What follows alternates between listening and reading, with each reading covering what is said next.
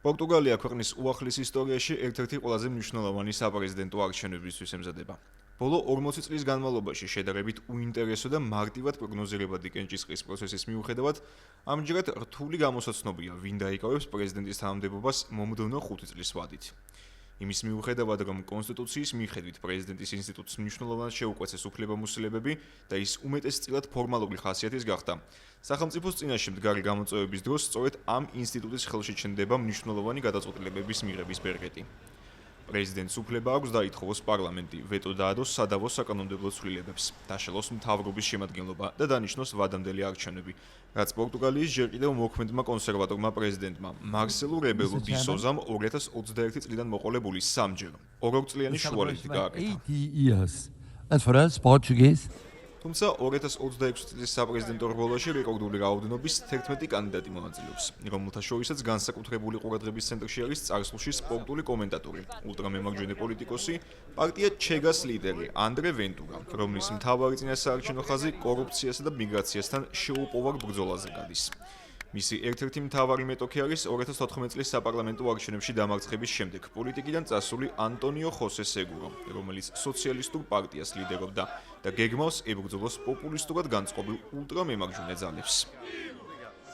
საპრეზიდენტო არჩევნებში მონაწილეობს ევროპარლამენტის წევრი, ბიზნესის მხარდაჭერაზე ორიენტირებული ლიბერალური პარტიის ყოფილი ლიდერი. ის გადასახადების შემცირებასა და იმ საკანონმდებლო ცვლილებების მიღებას ემხრობა, რითაც კომპანიებს თანამშრომლობის მიღება გათავისუფლებას გაუმარტივებს. თუმცა კენჭისყრის დღემდე ერთი კვირით ადრე 64 წლის პოლიტიკოსის სკანდალში გაეხვა მას შემდეგ, რაც აწუყვე წაშლილი ონლაინ პოსტის გამო ისმა ყოფილმა თანაშემწემ ის სექსუალურ ძალადობაში დაადანაშაულა, რაც პოლიტიკოსმა კატეგორიულად უარყო. პორტუგალიის პრეზიდენტთა მსურველებს შორის არის ისეთიც, ვისაც არც პოლიტიკური გამოცდილება აქვს და რაც ტრადიციული წინასაარჩევნო დაპირებებით გამოირჩევა. ხელოვანი და კომიკოსი მანუელ ჟუელ ვიეირა სატირულ კამპანიას აწარმოებს და გამარჯვების შემთხვევაში თითოეულ პორტუგალიელს ფერარის პირდება. კანდიდატურების მრავალფეროვნებასთან ერთად განსხვავებულია პორტუგალიელთა შეხედულებები მათ პოლიტიკურ გეგმებთან დაკავშირებით. ვისურვებდი, რომ სულ მცირე ჩვენი დემოკრატია არ დავკარგოთ. ამ მხრივ ყველაფერი საკმაოდ რთულადაა. უბრალოდ არ მინდა ულტრამემარჯვენეებმა გაიმარჯვონ. ჩემი მთავარი საზრუნავი ახლა ეს არის.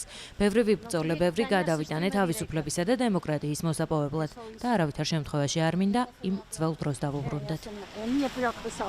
ვფიქრობ, სახელმწიფოს პრეზიდენტობის კანდიდატი უნდა ფლობდეს გამოცდილებას გარკვეული დონით, რაც ამ კანდიდატებს არ აქვთ, მხოლოდ ერთის გამოკლებით, რომელსაც მხარს დავუჭერ. ადამიანებს აქვთ უფლება კენჭი იყარონ პრეზიდენტის თანამდებობის დასაკავებლად, თუ კი მათ ამისთვის აქვთ ხმათა საჭირო რაოდენობა. ამას არ ვეწინე აღმდეგები, მაგრამ ვფიქრობ, რომ ასევე აუცილებელია ყურადღება მივაქციოთ თითოეული მათგანის გეგმების სერიოზულობას. მიუხედავად იმისა, რომ მე არ ვეწინე აღმდეგები კანდიდატების სიმრავლეს, მაინც ვხელავდა უკმაყოფილო შესაძლო შედეგებით. მოქალაქეების მსგავსად პრეზიდენტობის მსურველთა სიმრავლეზე მიუთითებენ ექსპერტებიც, რომელსაც მრავალწლიანი გამოცდილების მიუხედავად რთულად მიაჩნიათ დაასახელონ საითკენ გადაიხრება საზოგადოებრივი განწყობები 18 იანვრის არჩევნებზე. ჩვენი 50 წლიანი საპრეზიდენტო არჩევნების განმავლობაში პირველად გვყავს 11 კანდიდატი. პირველი არჩევნები 1976 წელს გაიმართა, რევოლუციიდან 2 წლის თავზე. ეს არის არჩევნები, სადაც კენჭისყრის დაწყებამდე რამდენიმე დღით ადრე არ ვიცით, ვინ გაიმარჯვებს. რაც პოლიტოლოგიისა და საზოგადოებრივი შეხედულებების თვალსაზრისით საინტერესოა.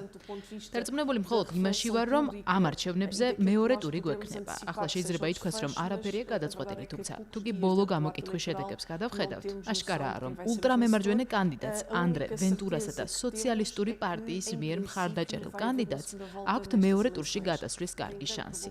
თუ კი ულტრამემარჯვენე კანდიდატი შეძლებს ამის გაკეთებას, მისი ოპონენტი იქნება ან ულტრამემარცხენე, ან სოციალისტი და აქ ხვდებით ყველაზე დიდ სირთულეს ელექტორატის თვალსაზრისით. კერძოდ, შესაძლოა ისინი არ იყვნენ დადებითად განწყობილნი ულტრამემარჯვენეებისადმი, მაგრამ ზოგიერთმა არ გააიგივოს საკუთარი შეხედულებები სოციალიზმთან, ან პირიქით.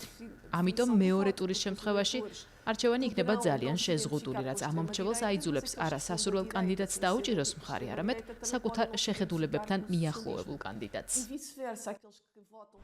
თუკი პორტუგალიელი ამომრჩეველი 18 იანვარს ვერ გადაწყვეტს მოქმედი პრეზიდენტის მემკვიდრის საკითხს, ამის გაკეთება მას ხელახლა 8 თებერვალს მოუწევს. მას კი ვინც ვარდისფერი სასახლის მთავარ სავაგრძელს ჩაიბაგებს, გარკვეულ კომპრომისებზე წასვლაც მოუწევს. პორტუგალიაში არსებული პოლიტიკური ლანდშაფტის და სადავო საკანონმდებლო ცვლილებების განხილვის პარალელურად, რამაც მოქალაქეები ბოლო წლების განმავლობაში არაერთხელ გამოიყონა ლისაბონის ქუჩებში.